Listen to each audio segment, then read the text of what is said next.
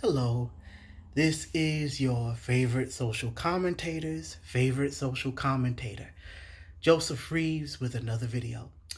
Since 2008, the month of July has been recognized as Minority Mental Health Month, a month where we seek to highlight the specific mental health challenges that members of minority communities deal with and to encourage members of those communities to reach out and find the community, the resources, and the help that they need.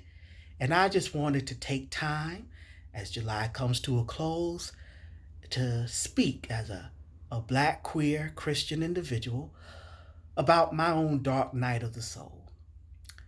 The Dark Night of the Soul is originally a poem written by the Spanish mystic Saint John of the Cross to describe a period of spiritual isolation where peace just really seems hard to find. And I originally became familiar with the concept of the Dark Night of the Soul through the African American mystic, Dr. Howard Thurman.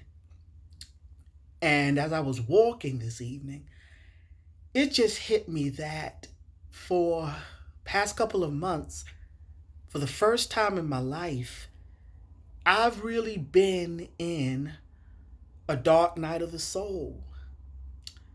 I've just been dealing with a lot of anxiety, a lot of depression, and while I do not desire to be of harm to myself, while I do not desire to be of harm to anyone else, a lot of suicidal ideations, um, triggered by work and triggered by the fact that I'm not all the way fulfilled um, by my job right now, but still kind of knowing there's a difference between kind of hating your job and waking up in the morning and going through your day just with thoughts of, I don't want to live anymore. I can't take this. I can't handle this. I can't do this. And really feeling despondent, and really kind of struggling with feelings that just kind of tell me life sucks. Um, and just really knowing that this is a pattern that has gone unchecked for too long, and I'm at a turning point. And even in the dark night of my soul, even in this dark night of the soul,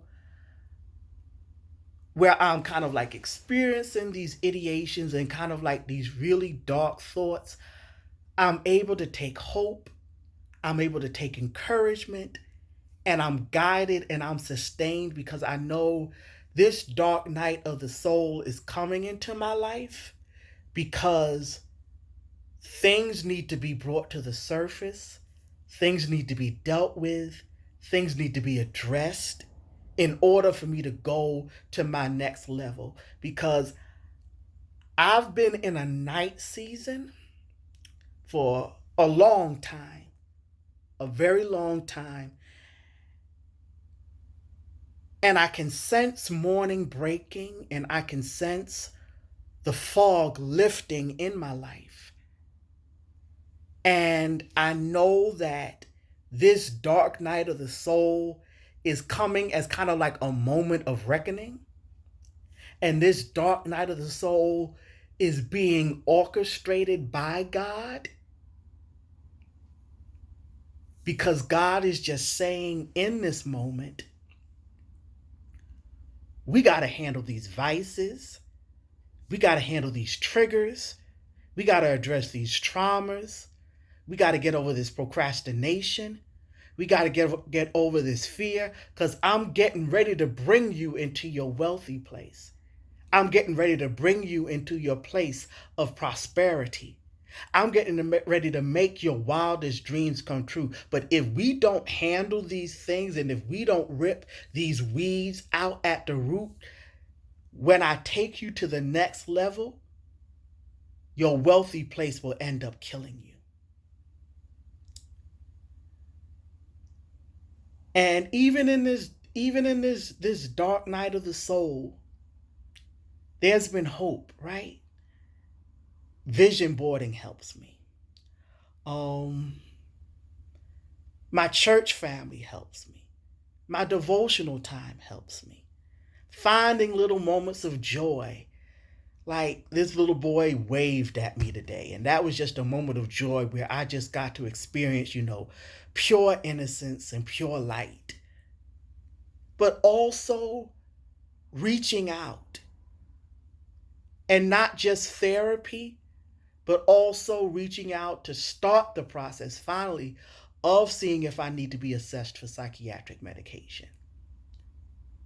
Because I may be facing challenges, and my mental makeup may be where I need a little bit more assistance than others to have a stable mood. And that assistance may need to look like a regimen of psychiatric medication. So I'm real, and even in that, like it's a challenge, right? Because right now I'm dealing with an experience as while I'm going to mental health providers and I'm trying to schedule an appointment so I can be assessed. A lot of these mental health providers like don't accept my insurance. And like that's another like struggle that a lot of a lot of like members of minority communities, disenfranchised communities, underrepresented communities that are already dealing with mental health challenges deal with. Because like, okay, we can kind of like get that initial assessment to say, okay, you may really have like some mental health challenges where you may really need some help.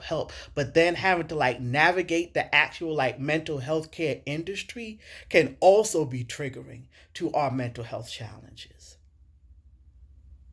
And that's why this fight for healthcare across the board is so important, so that people can get all the help that they need. But really, and this video is just really transparent. It's somewhat haphazard, but I just really wanted to post a video, and I was really hoping that I could post the video saying that I had gone through the assessment, and I had some more concrete next steps that I could share with you all. But I haven't been able to do that yet. But I am still committed to the process, and I just wanted to record this video, put this video out there so that somebody can see it and that it can help somebody and that somebody can know that they're not alone and that they're not crazy, but that they're human and that they're frail and that they're having challenges and that they need help just like the rest of us. Because I'm saying it, I need help. I'm a Christian. I love the Lord. And I believe that God is a deliverer. But knowing that therapy and, yes, once again, psychiatric medication may be the tools of deliverance that God wants to use in this season. So once again, Joseph Reeves, your favorite social commentator. And until the next time, remember, you can be so many amazing things in this world. But remember, always choose to be kind.